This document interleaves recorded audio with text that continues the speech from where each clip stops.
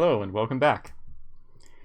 The root test also relies on a series acting like a geometric series, but it uses a different strategy than the ratio test. The ratio test looked at the next term divided by the previous term to see if there's some kind of common ratio that's being approached. The root test is a little bit different.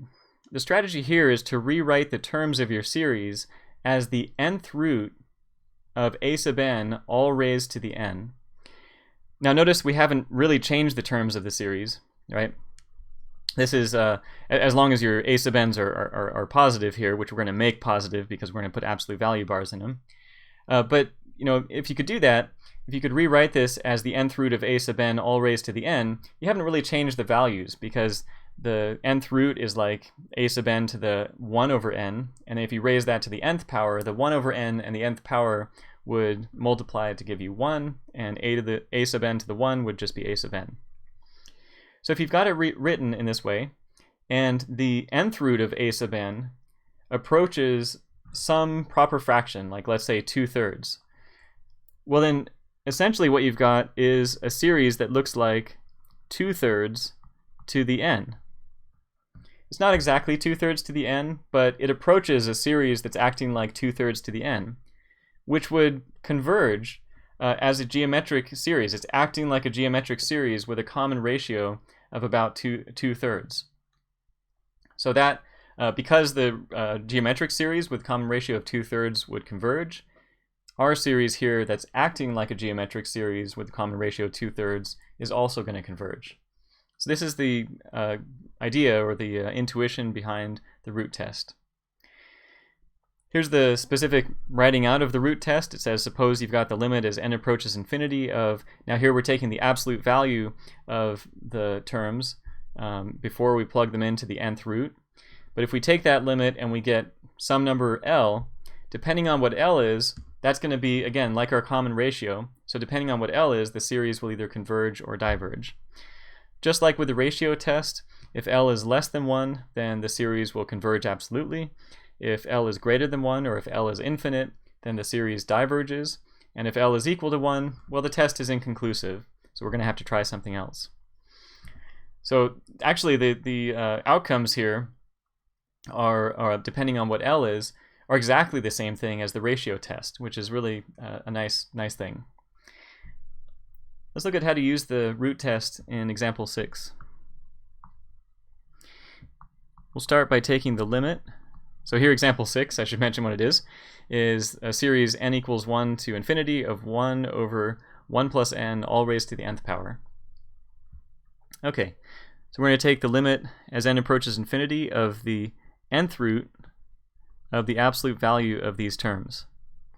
Notice all the terms are positive again, so the absolute value bars don't do anything. So we've got 1 over 1 plus n to the nth. And we're going to take the nth root of that.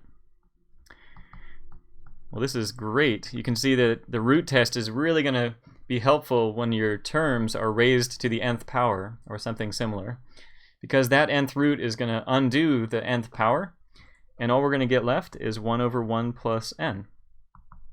And that limit, as n goes to infinity, is 0. Now remember, when we take this limit and we get 0, that 0 is like our common ratio, which we're using L to represent. It's not exactly the common ratio R, but that's acting like a common ratio. It's getting closer and closer to what the common ratio would be. So in this case, it's 0. So it's not like you're multiplying by 0 every single time, but you're multiplying by numbers that are getting closer and closer to 0.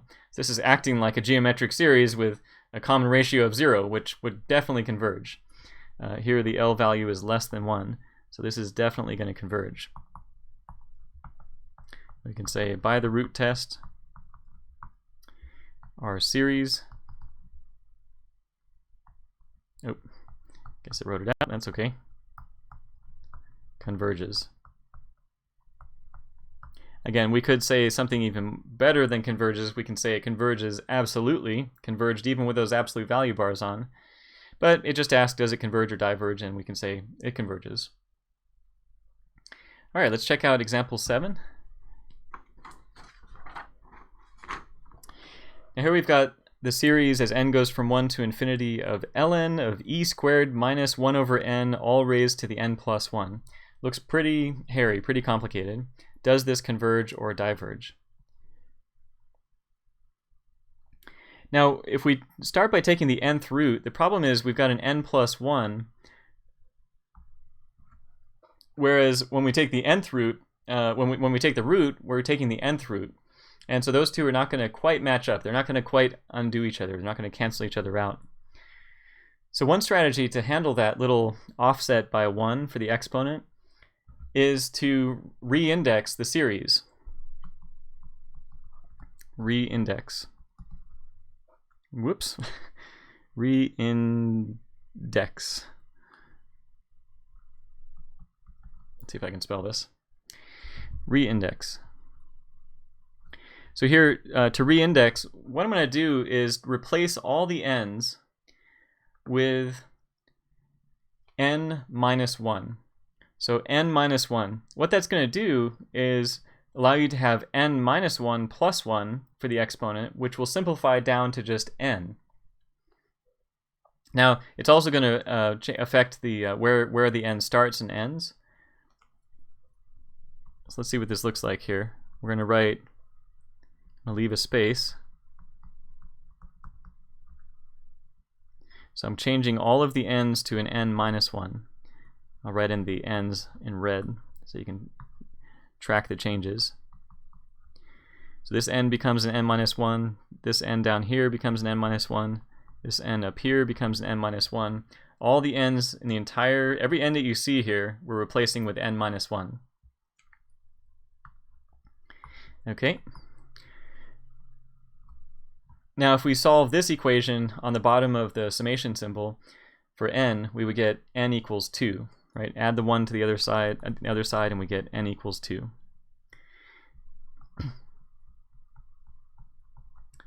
This n minus 1, there's nothing going on.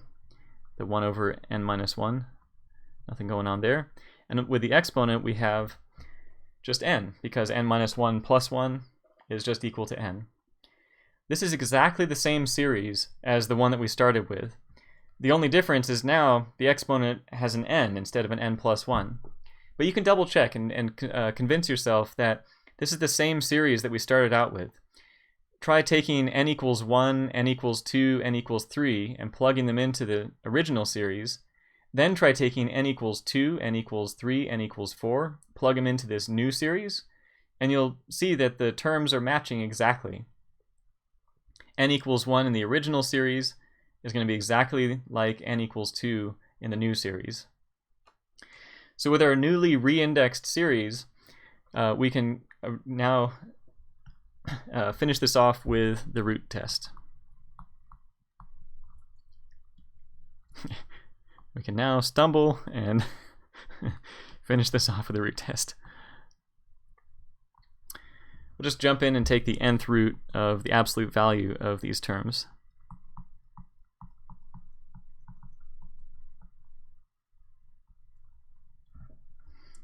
All right.